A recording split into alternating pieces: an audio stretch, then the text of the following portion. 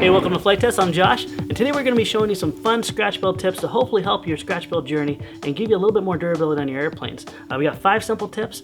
Some have been actually shown in previous episodes of ours, so you may notice some of them, but others have been given from the wonderful viewers like you. So let's go ahead and get started here. The first step is, as you know, we love Adam's Ready Board. Adam's Ready Board is cheap, economical, but does have a little bit of an issue, and that is the paper sometimes like to delaminate from the foam board inside. A really easy solution for that is to take your hot glue gun, and when I say thin, I do mean thin. Put a nice thin bead right along the leading edge. You do not have to worry about filling up that cavity. I love my little scraps of foam board here. Just take a little scrap of foam board, put it right down in that cavity, and scrape as much as you can right out of it. What that's going to do is that's going to actually press the hot glue into the actual pores of the foam and the paper, giving you a nice solid bond.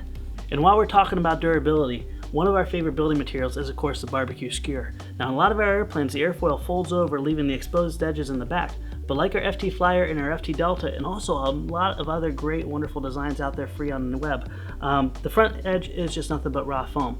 A quick solution to make it more durable is simply by using your BBQ Skew to finish off a nice round in your leading edge. Now, with our speed build kits, it actually leaves a slight concave for undercut, so it fits right in there really nice. To install this, you simply put a nice thin bead. Once again, I'm really emphasizing on thin. You do not need to go excessive. And seat that BBQ Skew right down in there. Another great benefit of putting your BBQ Skew in the leading edge is obviously we love to do a lot of combat. These planes are incredibly durable on their leading edge once you put that BBQ Skew in there. Isn't that cool? Yeah. Our next tip is to reinforce your hinge lines. As you know, since we use our Adam's Ready Board so much, this paper can sometimes pull away when you have lots and lots of flights or crashes or impacts. So, an easy solution for this from our friend Chad Capper is to take a thin, tiny bead of glue, and as you can see, I'm holding this where it's not flat and it's not round. I'm actually caving this in like a thin V, as you can see there. Once again, take our favorite piece of scrap, and we are going to scrape all of that off. Much the same technique as I just showed you, the only difference being is the hinge line. Now, you don't want to leave too much hot glue in the hinge line or you're going to have issues with it binding and not giving you full deflection. Go ahead and leave that and let it dry. Now, another common material besides foam board and scratch building is also these wonderful things called gift cards.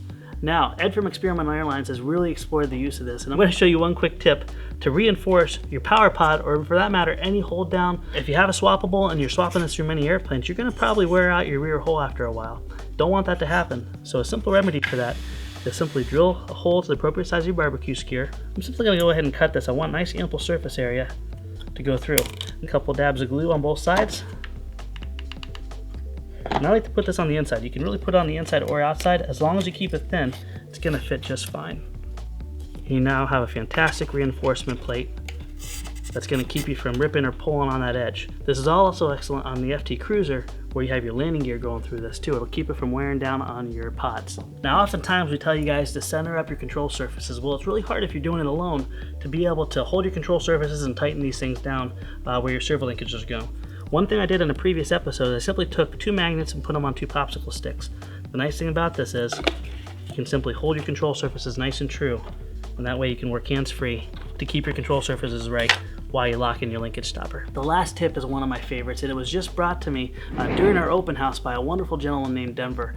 He brought me and actually left without his landing gear because he gave it to me. Denver is a very resourceful guy, and as you know, I love foam wheels made out of foam board. But the problem is that coffee stir doesn't always last the longest. Now, Denver, being the ingenuitive self he is, took a pop rivet, and he simply popped out the shaft and used the pop rivet and that beautiful flange that leaves on there to act as his wheel bushing. It makes a beautiful, beautiful wheel bushing. It's very free-flowing and very refined. As you can see, the size is just perfect for our wheels. The process for assembling the wheel is the exact same as the coffee stir, but I'm going to go ahead and show you how to do it with the pop rivet instead. Now, this is a 4mm or 5/32 pop rivet. I'm simply going to take some pliers. Now, don't squeeze on it too tight. You just want to simply break that little glue joint. Sometimes you can kind of smack it down a little bit, and that's going to relieve the little stem from the pop rivet itself. Once you have your pop rivet, just like in our other process, go ahead and push it through completely on one surface. Now, once you have your one surface done, go ahead and put a nice ring of hot glue, and I like to put some around the center as well. Keep that pop rivet in place. Take your next piece, twist in motion, we'll slide it in, and then try to actually rotate the wheel the best you can and slide it all around so all the glue spreads The more you spread your glue, the stronger the wheel you're going to have. Let's repeat this process one more time. Glue ring around this outside, dot in the center, slide over our last disc. Now for our 3-packs, has a very simple wheel. This would be the end of the process, but this is actually for a baby blender and a duster. So we're going to put that decorative outer ring on, and that's very simple as well. Now, as you can see, the final product is a beautiful free floating wheel.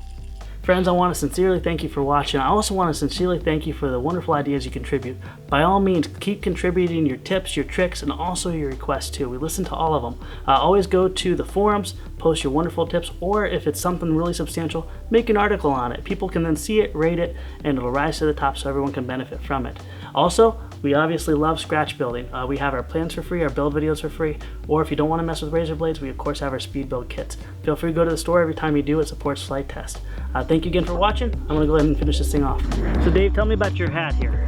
It's my cool hat. Your cool hat? Yeah, it's pretty good, except the safety thing though. What are you talking about?